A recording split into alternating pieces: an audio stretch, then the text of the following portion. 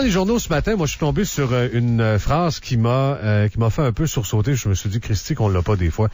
L'histoire de Jonathan Roy et de Patrick Roy, puis des remparts, puis des Saguenayens, puis de la chicane l'autre soir, puis de cette espèce de réaction de Moon qu'il y a eu. Oh mon Dieu, la violence, c'est donc dangereux, puis là, ça n'a pas de bon sens. Puis le gouvernement qui veut faire une campagne, pas le gouvernement, mais en tout cas la ministre de l'Éducation et du Sport, Mme Courchaine. M. Couillard aussi, qui veut que les batailles cessent au hockey. Écoute, il faut que ça arrête. Puis là, Mme Courchaine qui était prête à faire une campagne nationale, pan-canadienne, pour faire en sorte que ça arrête. Puis toute cette espèce de Moon là, qui sont allés à Montréal pour aller voir la police, parce que Claude Poirier leur a dit qu'il fallait aller voir la police. Avec ils ont fait des plaintes à la police. Hey, faut-tu? Puis il faut pas oublier le directeur des poursuites criminelles, le maître Louis Dionne, qui a demandé à la police de Saguenay d'enquêter aussi, de faire l'enquête criminelle. Bien sûr, au mépris d'un élément important, paraît-il, dans la loi qui dit que sur une patinoire de hockey, s'il y a des plaintes à être déposées puis des accusations à être portées contre quelqu'un qui se bat contre un autre, il faut qu'il y ait des blessures d'infliger. Puis il n'y en a pas eu. Il n'y en a pas eu. Le gardien de but, Bobby Nadeau, qui est peut-être secoué après ça. Puis bon, c'est bien plate, mais qu'est-ce que tu veux? Il saigne pas, là. Il a pas saigné ce soir-là. Puis il y a personne qui a saigné sur la patinoire. Donc, des accusations, il ne devrait pas y en avoir dans ce dossier-là. Bref, on pensait que ça allait s'éteindre assez rapidement. Et ce que je lisais dans le journal aujourd'hui, c'est Jean-François Dumas d'Influence Communication qui disait, regarde, c'est une des rares nouvelles qui a franchi le cap critique des 96 heures. Normalement, quand ça a fait 2-3 jours, une nouvelle, pas mal finie, là. Surtout que ça évolue plus.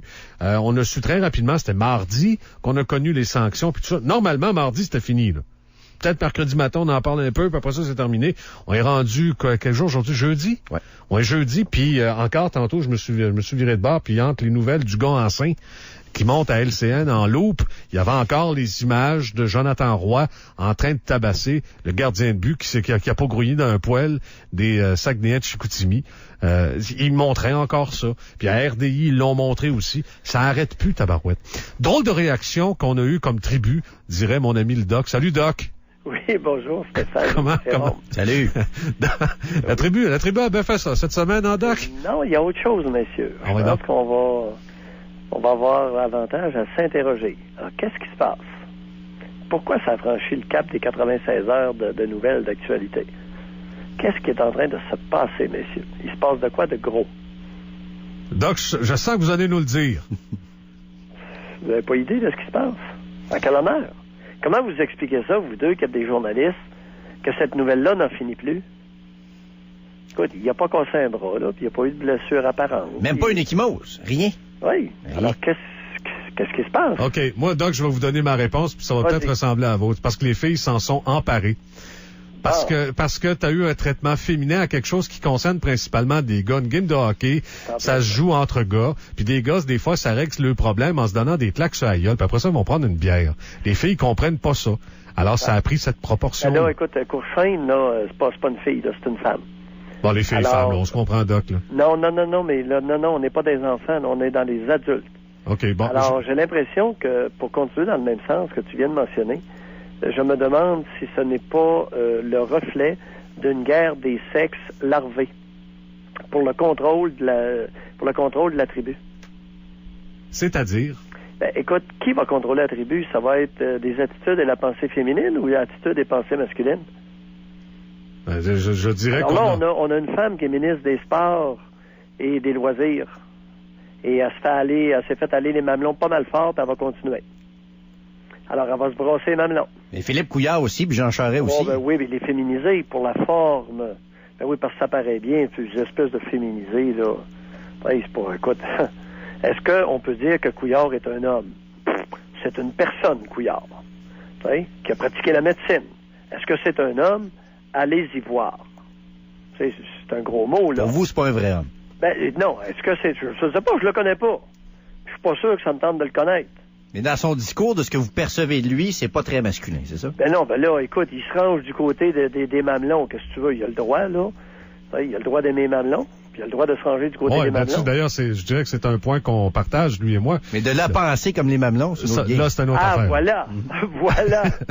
Voilà.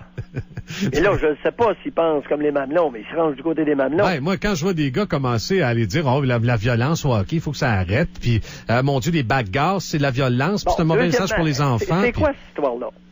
Tu sais, il faut bien comprendre, premièrement, qu'il y a la raison pour laquelle se prolonge la nouvelle, c'est un reflet, finalement, on vient de cristalliser une guerre larvée entre les sexes, les hommes et les femmes, pour le contrôle de la tribu. OK?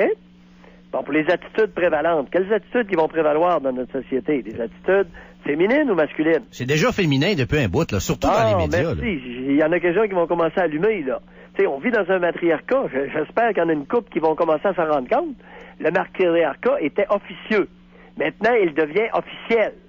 Ben, soyez quelqu'un à le voir avec moi, sinon, je vais me sentir tout seul dans le champ, là. Venez me rejoindre quelques-uns. Deuxièmement, c'est quoi l'histoire du hockey, des batailles? Les batailles, là, puis là, OK, c'est un espace que se sont donnés les hommes, OK? C'est un espace que se sont donnés les hommes pour s'exprimer à leur façon. Alors, les mamelons, pourriez-vous vous tenir en périphérie, s'il vous plaît? On vous demande pas grand-chose, mais pourriez-vous vous tasser? Ou qu'ils se fassent des ligues pour elles. Oui, brassez-vous les mamelons de vous autres. On n'a pas de problème avec ça. Comprends-tu? Mais pourriez-vous décrisser de l'espace masculin? Alors, les Romains s'étaient donné un arène où ils se tapaient sa gueule, puis le peuple aimait bien ça, puis il allait rire, puis il y avait bien du fun. OK? On est encore pas loin de ça. Ça s'appelle un aréna. Convenons que le mot est pas loin, l'arène. Mais on faisait pas battre des femmes à Rome, on faisait battre des hommes. Ça amusait beaucoup d'hommes et quelques femmes. Bon. Là, les tavernes ont été... Les mamelons se sont fait aller, on a fermé les tavernes. C'était un autre espace masculin, c'était inacceptable, puis je ne suis pas nécessairement compte, là, mais c'est l'histoire du Québec, c'est notre histoire.